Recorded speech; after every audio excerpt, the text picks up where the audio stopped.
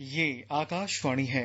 कार्यक्रम सामिकी में प्रस्तुत है कोरोना वायरस संक्रमण पर आयुष मंत्रालय के सचिव वैद्य राजेश कोटेचा से आकाशवाणी संवाददाता आनंद श्रीवास्तव की बातचीत। राजेश जी, सबसे पहले आपसे यही समझने की कोशिश करेंगे कि भारत और दुनिया की निगाहें इस समय आयुर्वेद और आयुष मंत्रालय पर टिकी हैं, जब कोरोना का कोई टीका नहीं आया है। इस बीच आयुष संजीवनी की बड़ी चर्चा है, इसके बारे में थोड़ा आप विस्तार से बताएं। निश्चित रूप से आपको जानकारी है कि आयुष संजीवनी जो है, आयुष मंत्रालय ने ये ऐप जारी की है। ये एंड्रॉइड प्लेटफॉर्म पर भी उपलब्ध है, iOS पर भी उपलब्ध है। एप्पल मोबाइल या एंड्रॉइड मोबाइल इसको डाउनलोड कर सकते हैं। और ये ऐप है एक प्रकार से आयुष के विधाओं के इंटरवेंशन की पूरी जानकारी देती है कि कैसे अपनी इम्यूनिटी को ठीक रखा जाए, कैसे हम घर में रह करके स्वस्थ रह सके। साथ में हमने ऐसा कोई इम्यूनिटी की गाइडलाइन को हमने यदि प्रयोग किया है तो उसको हम इस ऐप के माध्यम से लोगों को रिक्वेस्ट करते हैं कि आप जानकारी दीजिए। It is an retrospective impact ऐसे स्टडी ऐसा कह सकते हैं। हम देखना चाहते हैं कि इसका इम्पैक्ट क्या हुआ और लगभग 50 लाख लोगों पर हम ये देखना चाहते हैं। और मेरा आपके माध्यम से निवेदन है कि आप कृपया इस एप्लीकेशन को डाउनलोड करें और ये बहुत उपयोगी एप्लीकेशन है। जी बिल्कुल। तो जो लोग आयुष संजीवनी का प्रयोग कर रहे हैं वो अपना खुद का आकलन कर सकते हैं। राजेश जी, एक बार फिर हमारे आप श्रोताओं को बताएं कि आयुष मंत्रालय के दिशा निर्देश में जो बहुत लोकप्रिय काढ़ा हो रहा है उसके बारे में थोड़ा एक बार फिर बताएं। जानकारी होगी कि आयुष मंत्रालय ने अप्रैल के शुरू में इम्यूनिटी प्रमोटर गाइडलाइन जारी करी थी, सेल्फ केयर गाइडलाइन। खुद ही आपने स्वास्थ्य का ध्यान रखे और इम्यूनिटी बढ़ाया। और उसमें एक काढ़े का विवरण था। प्रधानमंत्री जी ने उद्बोधन में भी कहा, मन की बात में भी कहा, काढ़ा जो है बहुत सिंपल है और घर में बना सकते हैं। और उसमें सौंठ है, काली मिर्च है, दालचीनी है और ये इस तरह हम मसाला डाल सकते हैं या गुड़ डाल सकते हैं, थोड़ा नींबू डाल सकते हैं। ये एक प्रकार से चाय के जैसा बनाना होता है और चाय के बदले भी इसको ले सकते हैं। और इन सब घर के अंदर उपलब्ध होती है। सब चीजें ऐसी है जिसको हम आयुष का काढ़ा करके प्रचलित रूप में बोलते हैं। और ये सब लोग पूरे देश में लाखों लोग इसको आजकल ले रहे हैं, इसकी हमारी जानकारी रहा है। राजेश जी, जब पूरी दुनिया के प्रयोगशालाओं में जो वैज्ञानिक हैं वो वैक्सीन बनाने के लिए अथक परिश्रम कर रहे हैं, वहीं आयुष मंत्रालय की जो आयुर्वेदिक दवाइयां हैं वो भी कोरोना के लिए भारत के अलग अलग राज्यों में ट्रायल की जा रही हैं। क्या प्रारंभिक नतीजे हैं, आप कुछ बताएंगे? पहले तो मैं कहूंगा कि आयुष मंत्रालय के अंदर अकेला आयुर्वेद नहीं है। हमारे यहाँ आयुर्वेद, यूनानी, सिद्धा, होम्योपैथी, नेचुरोपैथी, ये सब आयुष मंत्रालय के अंतर्गत आता है। हमने क्या किया कि एक टास्क फोर्स इंटरडिसिप्लिनरी बनाई और टास्क फोर्स को रिक्वेस्ट करी कि आप इसके लिए प्रोटोकॉल वगैरह बना दीजिए।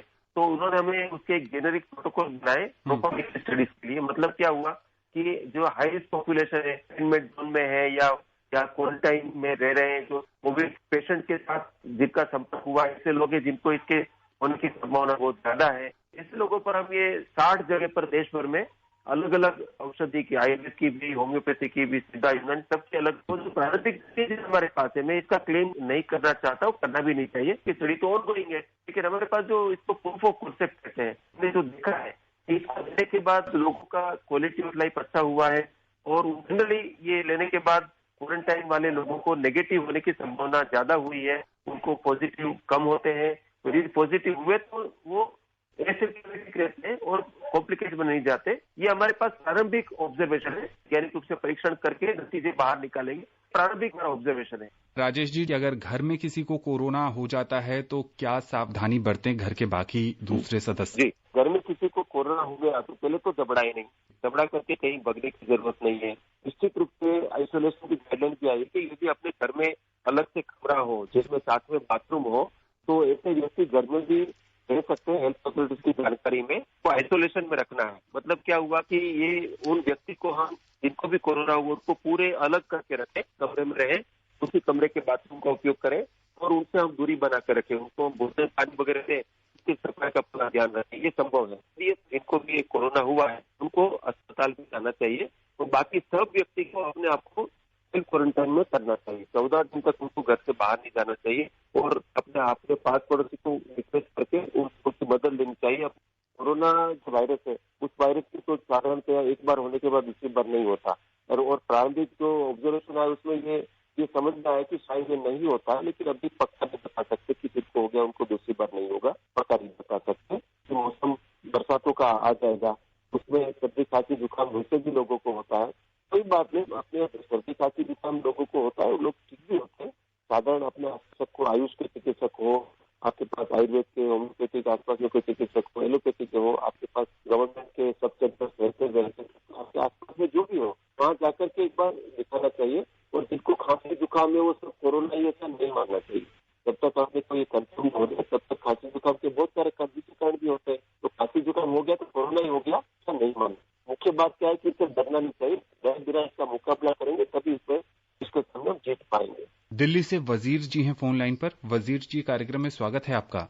सर, मैं ये पूछना चाह रहा था सर कि कभी ऐसा होता है कि एकदम से थोड़ा कम केस होता है, कभी ऐसा होता है एकदम से लगातार बढ़ जाता है, क्या कारण है सर इसका? ये बहुत भयानक संक्रामक है और ये संक्रामक होने से एक दूसरे के संपर्क से बढ़ता है। इसलिए जब ऐसी कोई किसी पर्टिकुलर कम्युनिटी में ऐसी कोई कार्यक्रम हुआ या लोग इकट्ठे हुए तो उसके बढ़ने की संभावना बढ़ जाती है। अपने यहाँ एक सुपर स्प्रेडर करके अभी पेपर करते होंगे, ऐसे लोग को इन्फेक्शन हुआ या वायरस से संक्रमित हो गए, सब्जी वाले भैया सब्जी देते हैं या प्रेस वाले भैया, जिनका बहुत सारे लोगों से संपर्क होता है, यदि वो सुपर स्प्रेडर को यदि संक्रमित हो गए तो उनके माध्यम से बहुत सारे लोगों को संक्रमण होने की संभावना हो जाती है।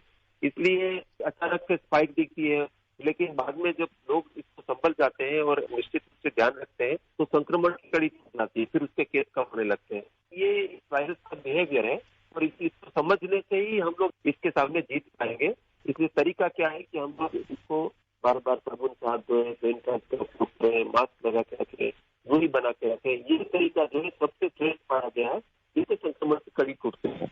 राजेश जी, आपसे ये भी समझने की कोशिश करेंगे कि आधुनिक दौर में हमारी जीवन शैली बहुत हद तक बदल गई है। कोरोना संकट के बीच एक बार फिर लाइफस्टाइल की चर्चा होने लगी है, कैसे उसमें सुधार किया जाए?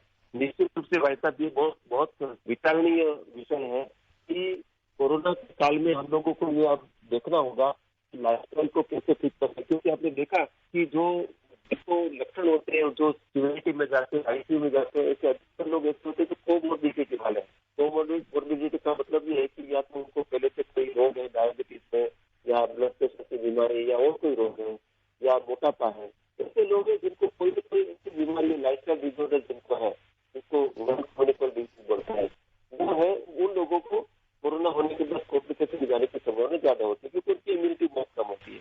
30-40 साल पहले तक बहुत कड़ी श्रम करते थे और भोजन जो भारतीय भोजन है जिससे दालें और सब तरह तरह की वैरायटी रहती थी वो खाते थे। अब क्या हुआ कि हम खास करके घर के लोग हम बहुत ज्यादा फास्ट फूड खाते हैं, अपना निद्रा का कोई समय नहीं होता, भोजन का कोई समय नहीं होता, बहुत ज्यादा स्ट्रेस में रहते, व्यायाम बिल्कुल नहीं करते। तो ये बेसिक चीजें हैं, लेकिन रेगुलर व्यायाम या प्राणायाम में लोग लाइफस्टाइल को ठीक करने से हम इम्यूनिटी बढ़ाते हैं, इम्यूनिटी ठीक रहती है तो हमें कोमोर्बिडिटी कंडीशन में जाते नहीं है।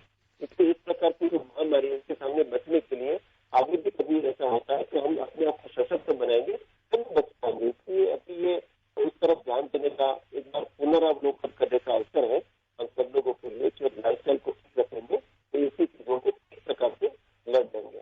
राजेश जी, कार्यक्रम के अंत में सोशल मीडिया के जरिए एक सवाल आया है एक श्रोता का कि इसमें कौन कौन से योग और प्राणायाम कारगर साबित हो सकते हैं कोरोना में? माननीय प्रधानमंत्री जी ने तो ये मन की बात में कहा था कि प्राणायाम जो है वो श्वसन तंत्र के सभी विकार बहुत अच्छा करते हैं। जब हम प्राणायाम की बात करते हैं तो हम अनुलोम विलोम और सूर्य भस्त्रिका की बात करते हैं, भ्रामरी प्राणायाम की बात करते हैं। ये सभी प्रकार के 5 प्रकार के प्राणायाम अच्छा काम करते हैं।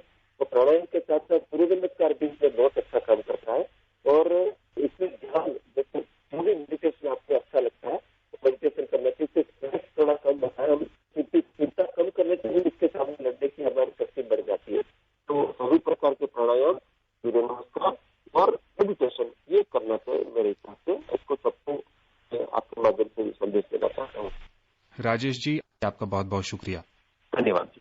अभी आप सुन रहे थे कोरोना वायरस संक्रमण पर आयुष मंत्रालय के सचिव वैद्य राजेश कोटेचा से आकाशवाणी संवाददाता आनंद श्रीवास्तव की बातचीत। ये कार्यक्रम आकाशवाणी के समाचार सेवा प्रभाग द्वारा प्रस्तुत किया गया। इसे आप हमारे mobile app news on AIR पर भी सुन सकते हैं। इस कार्यक्रम के संबंध में अपनी प्रतिक्रिया आप हमें ईमेल कर सकते हैं। पता है AIRNSDtalks@gmail.com। ये कार्यक्रम फिर से सुनने के लिए लॉग ऑन करें हमारी वेबसाइट newsonair.com।